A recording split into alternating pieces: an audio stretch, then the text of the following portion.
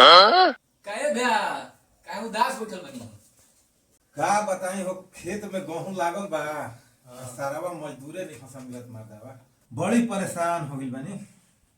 बे मर्दे दुगो भाई त बाना स, अगर बंडी बबली ना पिए रहियो स यही बेरे गहुआ काट दियो स। हे मर्दे तो देरी का कइले बड़ो, चलो एक बार धोले हो उन्होंने क्या। चली चली चलो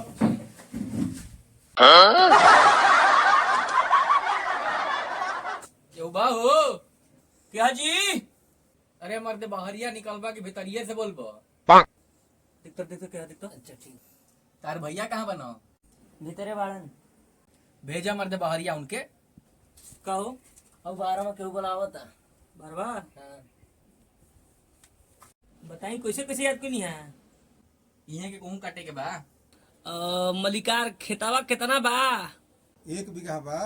अच्छा ये घड़ी तो हम लोग का मजदूरी का क्या हिसाब किताब चलता हो। अरे मलिकार देखते बानी हमनी के सुबेरे सुबेरे बलिया मंडी पे जाता नहीं जा 3 घंटा में 500 भेटा जाता, वही हिसाब से देख ली।